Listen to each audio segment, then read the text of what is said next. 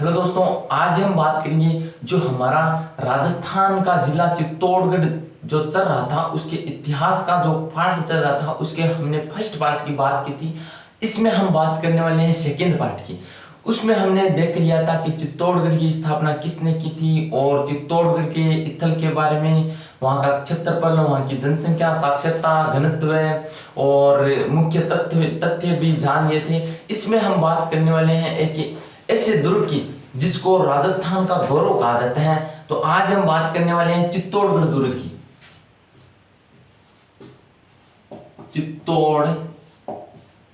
ठीक है, चित्तौड़गढ़ दुर्ग की बात करने वाले हैं। एक ऐसा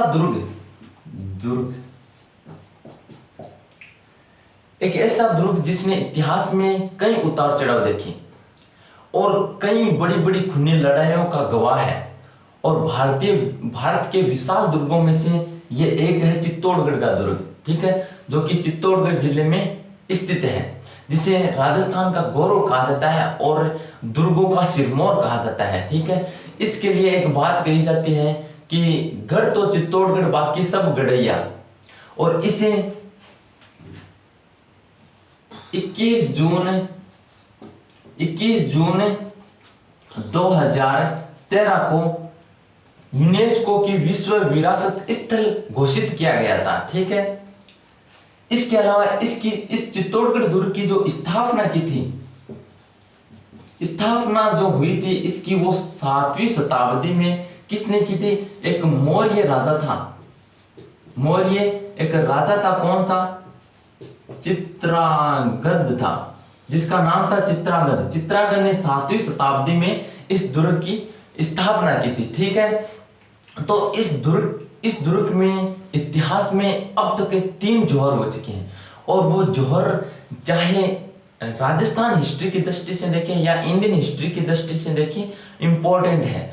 तो हम पहले जो चित्तौड़गढ़ दुर्ग में जो जौहर हुए हैं उन जौहरों की बात करेंगे। ठीक है, तो देखते हैं जौहरों को। तो पहले तो हम जो पहला जौहर हुआ है उसकी बात करते हैं।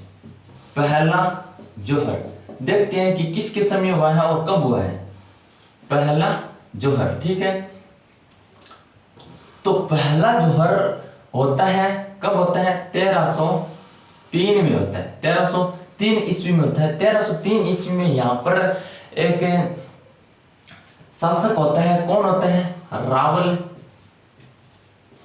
रतन सिंह। कौन होते हैं? रावल रतन सिंह।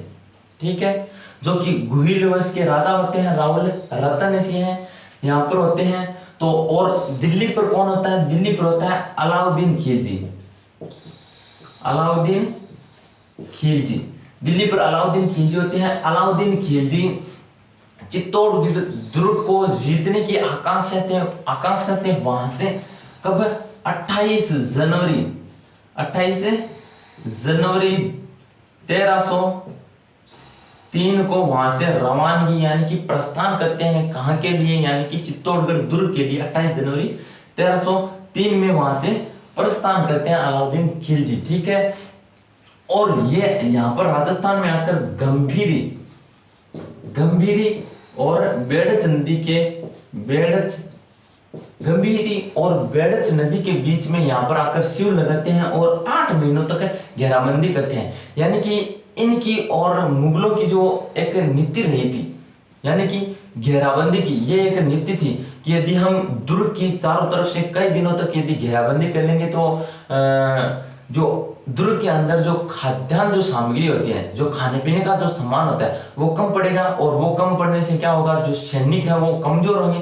तो ये इनकी एक नीति रही है। ठीक है, तो इन्होंने 8 महीने तक घेराबंदी की थी और घेराबंदी के बाद में लास्ट में जब डू और डाई की स्थिति आ जाती है तब रावल रतन सिंह है केसरिया करने का फैसला लेते हैं। अब पहले तो ये जानते हैं कि ये केसरिया, जौहर, साका और सती ये थी क्या।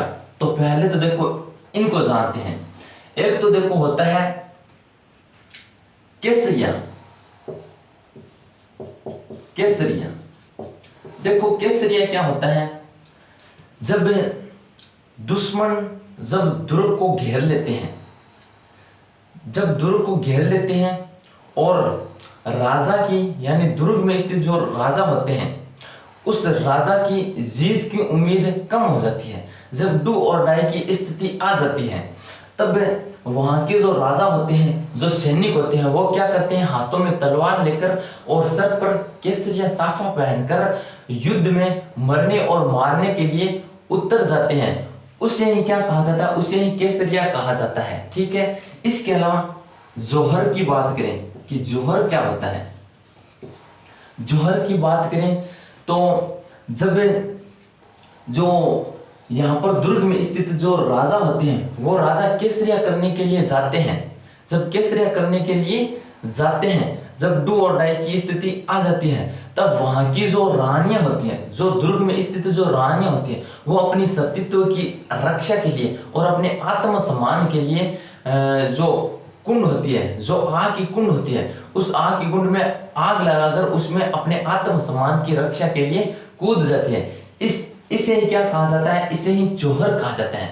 और ये जोहर देखो, पहले ये जोहर धीरे धीरे क्या एक कुप्रथा बन जाती है, कैसे सती प्रथा के रूप में बन जाती है।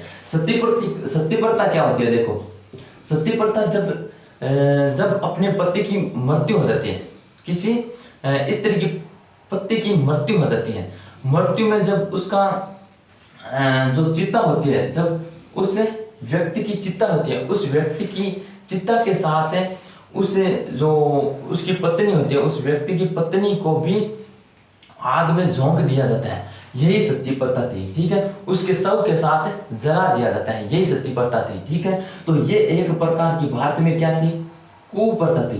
देखो ये कुप्रथा कैसे बनी, तो पहले जोहर होता था। जोहर होता था, जोहर कब होता था, जब राजा दुर्ग से दुश्मनों से लड़ने के लिए जाते थे, मतलब कि वो वीरगति को प्राप्त होने से पहले होता था। मतलब कि रानियां अपनी इच्छा से उस अग्निकुंड में कूदती थी। देखो एक तो अपनी इच्छा से कोई काम करना और एक जबरदस्ती करवाना, दोनों में फर्क है।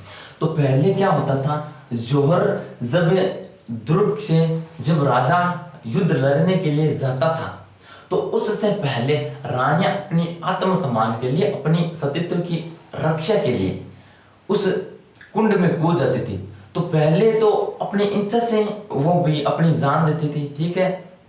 और जान क्यों देती थी, क्योंकि जब युद्ध होता था और युद्ध में जब दुर्ग के जो सैनिक होते थे वो मारे जाते थे, तब जो दुश्मन होते थे, ठीक है, दुश्मन इन स्त्रियों के साथ अच्छा व्यवहार नहीं करते थे, इसलिए वो अपने आत्मसम्मान के लिए और अपने अस्तित्व की रक्षा के लिए, सतीत्व की रक्षा के लिए अग्निकुंड में कूद जाती थी और जोहर कर लेती थी।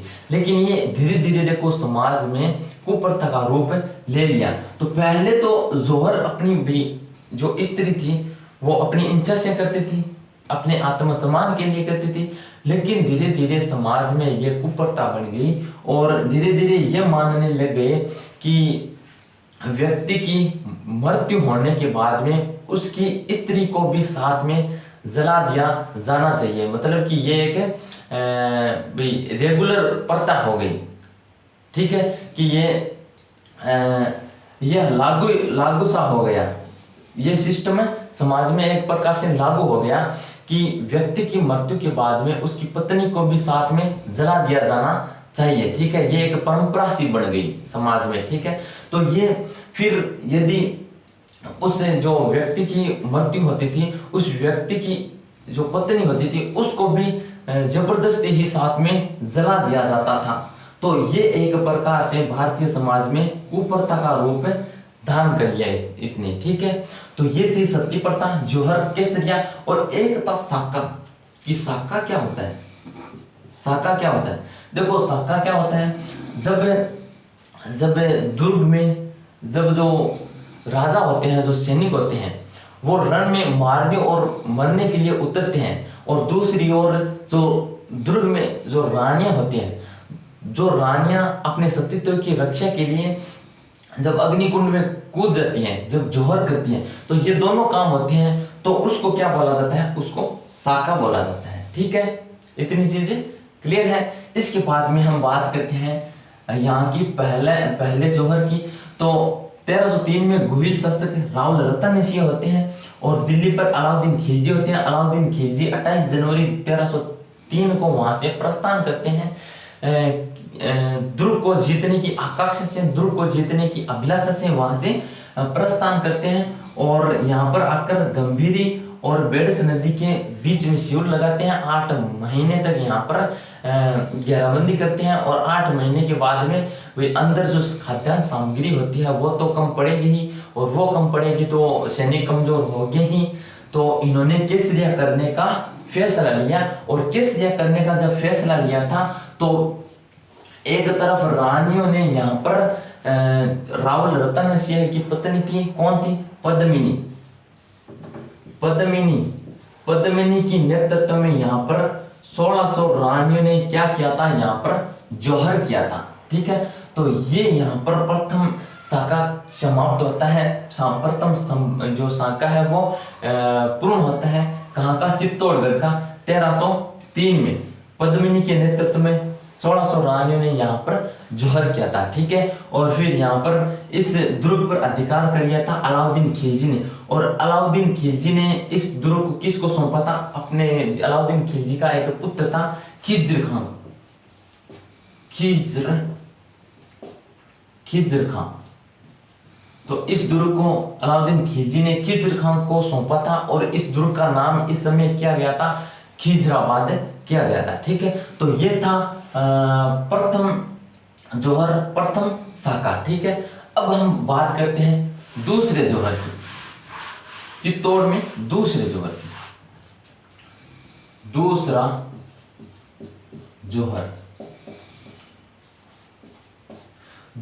जौहर देखो यहां पर कब होता है? दूसरा जौहर यहां पर होता है 8 मार्च 1535 को। 8 मार्च 1535 को जब यहाँ के शासक होते हैं राणा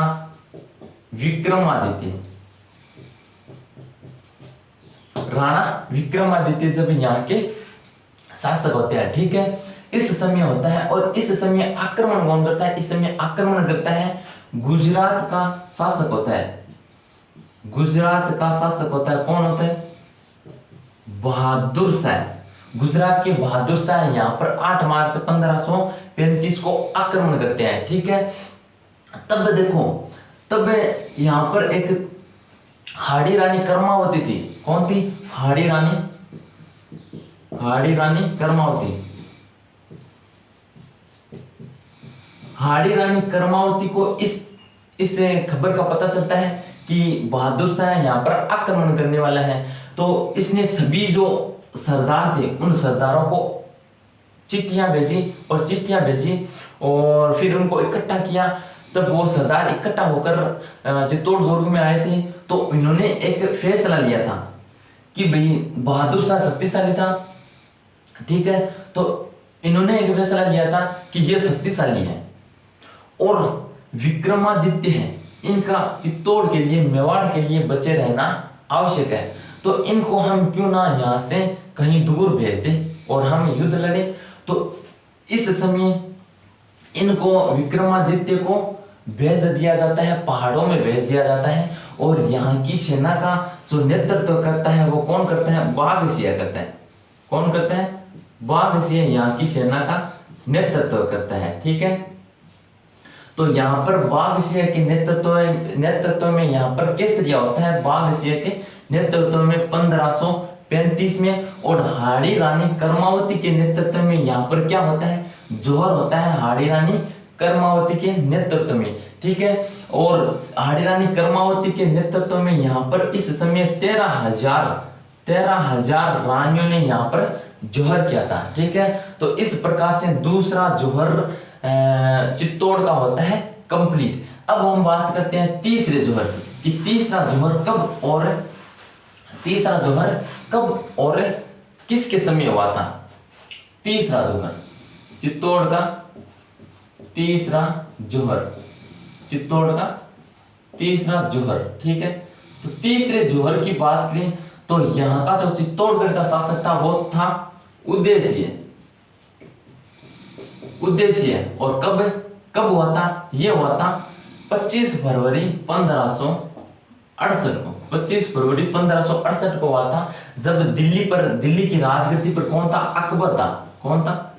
दिल्ली की राजगद्दी पर अकबर था, तब हुआ था 1568 में तीसरा जोहर। ठीक है, 25 फरवरी 1568 को हुआ था। ठीक है, तो अकबर वहां से रवाना होता है चित्तौड़गढ़ को जीतने के उद्देश्य से।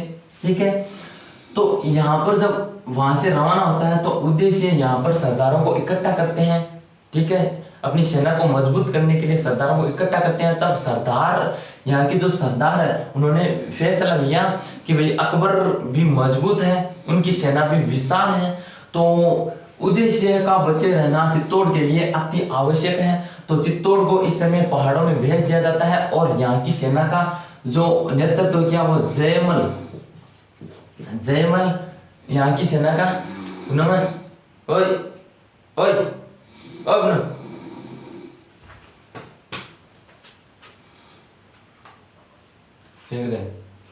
यहाँ की जो सेना का जो नेतृत्व किया था वो किसने किया था? जयमल ने किया था। और यहाँ की सेना का नेतृत्व किया था फत्ता ने। यहाँ की सेना का नेतृत्व जयमल और फत्ता ने किया था। ठीक है, तो अकबर आता है यहाँ पर आक्रमण करने के लिए और इस दुर्ग की घेराबंदी कर ली थी अकबर ने। ठीक है, जब अकबर ने यहाँ की घेराबंदी कर ली थी तब इस दुर्ग के बाहर खड़े होते हैं कौन? एक तो अकबर खड़ा होता है और अकबर के पास ही एक आमेर का भगवंत दास खड़ा होता है। ठीक है, तो लंबे समय की घेराबंदी के बाद में जब डू और डाई की स्थिति आ जाती है, जब जीत की उम्मीदें कम हो जाती हैं, तब अंदर जो सैनिक होते हैं, जो राजा होता है, वो क्या करता है? केसरिया करने का फैसला लेता है और अपने सर पर साफा पहनता है और हाथों में तलवार लेकर सेना पर टूट पड़ता है। तो लंबे समय के बाद में चित्तौड़ में जो सैनिक थे, उन सैनिकों ने केसरिया करने का फैसला लिया। तब एक तरफ यहाँ पर क्या होता है? फत्ता की पत्नी थी, फत्ता की पत्नी फुल्लक कंवर। कौन? फुल्लक कंवर, फत्ता की पत्नी थी फुल्लक कंवर के नेतृत्व में यहाँ पर जोहर होता है। अग्निकुंड में कूदकर जान दी जाती है और यहाँ पर जोहर होता है फत्ता की पत्नी फुल्लक कंवर के नेतृत्व में। तब इस दुर्ग के बाहर, यानी कि चित्तौड़गढ़ दुर्ग के बाहर अकबर और अकबर के पास में आमेर का भगवतदास खड़ा होता है। तब अकबर को नहीं पता होता है इस चीज का कि यहाँ पर जब जो सैनिक यहाँ पर जब लड़ने के लिए युद्ध में उतरते हैं तो उससे पहले रानियां अपने सतीत्व की रक्षा के लिए जोहर करती है। ठीक है, तो जो दुर्ग था, ठीक है, उस दुर्ग से आवाजें निकलने लगती हैं, मतलब जो आग की जो लपटें हैं उस दुर्ग से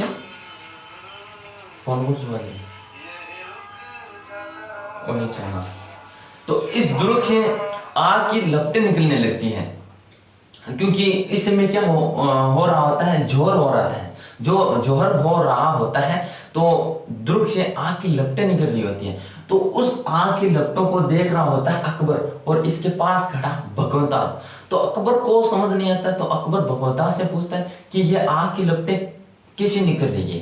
ठीक है, तो भगवतदास उस समय अकबर को बताता है कि जब जो राजपूत जो राजा होते हैं, राजपूत जब सैनिक होते हैं, जो ये युद्ध में उतरते हैं, जब इनकी जीत की उम्मीद कम हो जाती है, जब डू और डाई की स्थिति आ जाती है, जब करो और मरो की स्थिति आ जाती है, तब इनकी जो रानियां होती है वो अपने आत्मसम्मान के लिए, अपने सतीत्व की रक्षा के लिए अग्नि में कूदकर अपनी जान दे देती है। तो इस समय यही हो रहा है, यहाँ पर जोहर हो रहा है। और जोहर होने के बाद में जो सैनिक है वो अपने सर पर केसरिया साफा पहनकर, हाथों में तलवारें लेकर और दुर्ग के दरवाजे खोल देते हैं। तो भगवतदास अकबर को कहता है कि अब आप और अपनी सेना को तैयार कर लीजिए, क्योंकि अब जोहर हो चुका है दुर्ग में और अब दुर्ग के दरवाजे खुलने वाले हैं और अब ये जो सैनिक है वो सेना पर मरने और मारने के लिए उतरने वाले हैं। तो अब अपनी सेना को तैयार कर लीजिए। तो इस समय जोहर होता है फत्ता की पत्नी फूलक कंवर के नेतृत्व में जौहर होता है, ठीक है। और इस समय सेना का नेतृत्व कर होते हैं जयमल और फतह कर रहे होते हैं, ठीक है। तो ये युद्ध 2 रात, कितनी 2 रात और 1 दिन लंबा चलता है, 2 रात और 1 दिन लंबा चलता है। तो बीच में ही फिर अकबर एक गोली चलाता है, यानी बंदूक चलाता है। बंदूक की गोली किसको आकर लगती है? जयमल को आकर लगती है। बंदूक की गोली जयमल को आकर लगती है। जब जयमल घायल हो जाता है इस युद्ध में, तब जयमल के साथ इसका भतीजा लड़ रहा होता है। कौन लड़ रहा होता है? कल्ला। इसका भतीजा लड़ रहा होता है कल्ला राठौड़। तब ये चाचा भतीजे इस युद्ध में लड़ रहे होते हैं, ठीक है। तब जयमल को गोली लगती है। तब जयमल अपने भतीजे कल्ला को कहता है कि मेरी अभी भी जो लड़ने की जो इच्छा है वो समाप्त नहीं हुई है, इसलिए मैं घोड़े पर तो नहीं बैठ सकता, लेकिन तुम मुझे अपने कंधों पर बैठो और मैं युद्ध लड़ूंगा। तब जयमल को कल्ला क्या करता है? अपने कंधे पर बैठाता है। जयमल को कल्ला है अपने कंधे पर बैठाता है, ठीक है। तो कंधे पर बैठाता है और फिर दोनों के हाथों में 2-2 नंगी तलवारें होती हैं, यानी कि 2 जयमल के हाथों में और 2 कल्ला के हाथों में, यानी कि 4 तलवारें हो गई। तो इस प्रकार से दोनों लड़ते हैं और दोनों भैरव पोल और हनुमान पोल के बीच में दोनों वीरगति को प्राप्त होते हैं। इस प्रकार से ये जो कला था वो कला इतिहास में 4 हाथों वाले देवता के रूप में प्रसिद्ध होते हैं, ठीक है। इस प्रकार से कल्ला राठौड़ 4 हाथों वाले देवता के रूप में प्रसिद्ध होते हैं, ठीक है। और इनकी जो वीरता थी, इनकी वीरता से अकबर भी क्या हुआ था? प्रभावित हुआ था इनकी वीरता से। और अकबर इनकी वीरता से प्रभावित होकर गजारूढ़ मूर्तियां, कौन सी गजारूढ़ मूर्तियां वो आगरा के किले में लगवाई थी। कौन सी किले में? आगरा के किले में। फिर मुगल बादशाह आया था औरंगजेब आया था, तो इन मूर्तियों को तुड़वा दिया गया था। और ये मूर्तियां वर्तमान में कहां पर है? ये मूर्तियां वर्तमान में बीकानेर में जूनागढ़ किला है, जूनागढ़ किले के आगे स्थित है ये मूर्तियां, फतह और ये कल्ला और जयमल की, ठीक है। और देखो इस युद्ध में अकबर ने यहाँ पर चित्तौड़गढ़ में इस समय 30,000 लोग निर्दोष लोग थे जो शरण लिए हुए थे यहाँ पर। उन निर्दोष लोगों को भी अकबर ने मरवा दिया था। तो एक प्रकार से इस दिन को अकबर के लिए काला दिन माना जाता है। इस दिन को अकबर के जीवन का काला दिन माना जाता है, ठीक है। तो इस प्रकार से ये थे चित्तौड़गढ़ के जौहर। हमने पहले, दूसरे और तीसरे जौहर की बात की। हम नेक्स्ट क्लास में चित्तौड़गढ़ के इतिहास के बारे में बात करेंगे। चित्तौड़गढ़ में स्थित और भी इंपॉर्टेंट चीजें हैं, जैसे विजय स्तंभ है, कीर्ति स्तंभ है, और यहाँ पर स्थित जो महल है उनकी बात करेंगे।